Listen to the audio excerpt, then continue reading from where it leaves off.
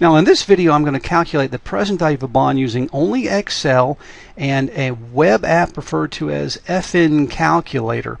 Now hopefully you've watched the other video entitled Bonds. If not, let me do a quick summary of what we learned. I said basically a bond is a fixed income instrument. It represents a loan or debt issued by government entities as well as organizations to raise cash. Now it has a par value or a face value of generally $1,000. It's issued here today.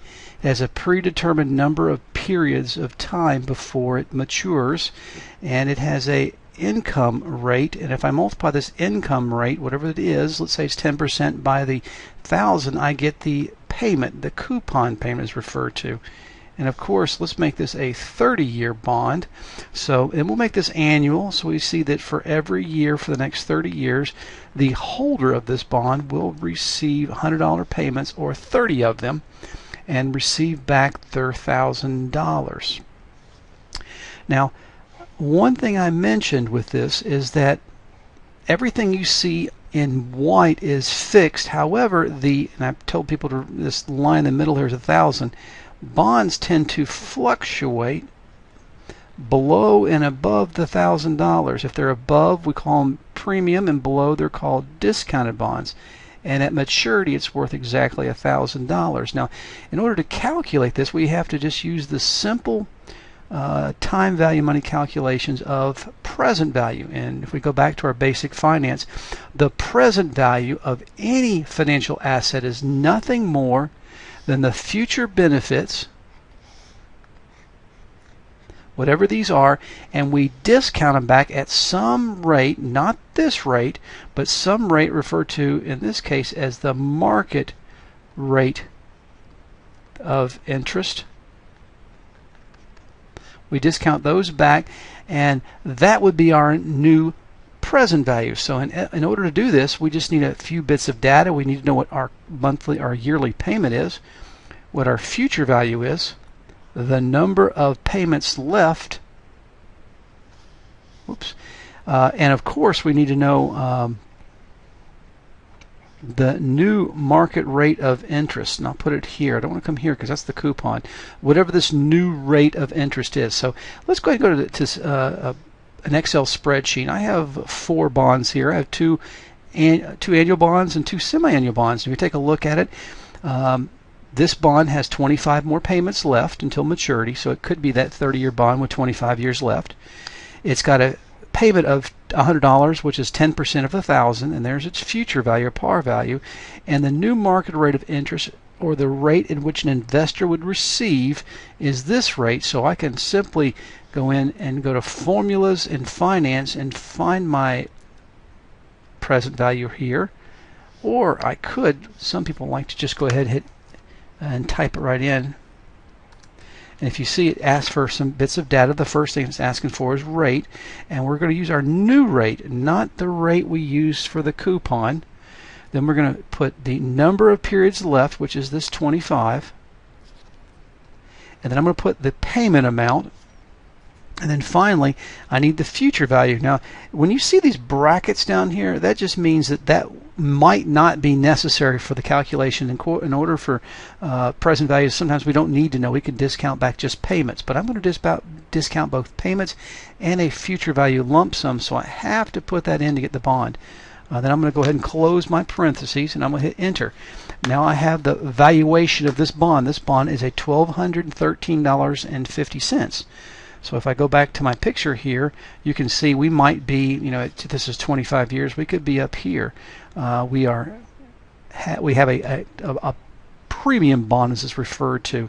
And why that is, well, the current market rates are 8%. Well, I shouldn't say that word current. The rate of interest is 8%, and you're receiving 10%. So the 10% is a better rate, if you will. Therefore, most people would covet this bond more than they would this bond here. The next one is going to be, if you look at this bond here, it's greater than the market rate, so hopefully we should see this being a discount. Let me just go ahead and grab the fill handle here and pull across. And I'm going to go ahead and do the last 4. So it's easy with Excel to calculate a lot in a row. As long as you have the numbers these listed the same way, you should have no problem doing that. And of course, this one's an $843 bond because the 12% is a larger number than the 10%. Therefore, we're dealing with a discount bond.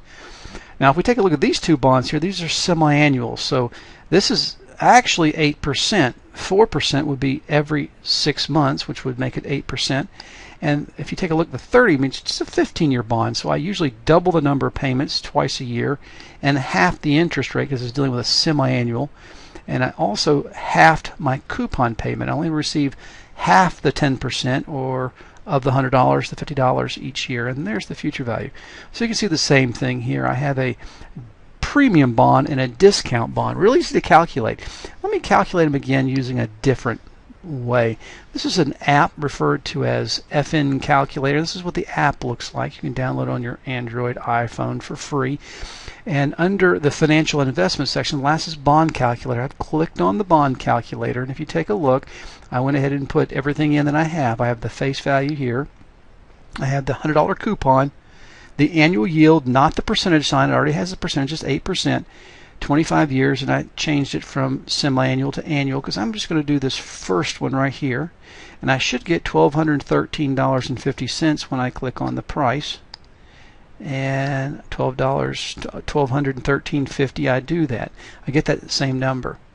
So a very handy application, especially for your phone if you have your phone handy with you a lot of times. Now lastly, for some of you mathematicians, if you pay really close attention, what you're really doing is you're discounting back this number and these payments, however many payments there are, at this rate and adding them together, or in essence you're doing your two PV and PVA functions. So you're telling me that if you know the FV, which is this, and you discount it back at 1 plus whatever that rate, in this case was 8% with the first one, and that would be 25 years, and you add that to the annuity, you take the $100 payments and you use that same formula we used for time value of money, and of course payments $100, and that's the 8%, and that's 25, and you add them together, you should get, if you do them longhand, you will get that number right there.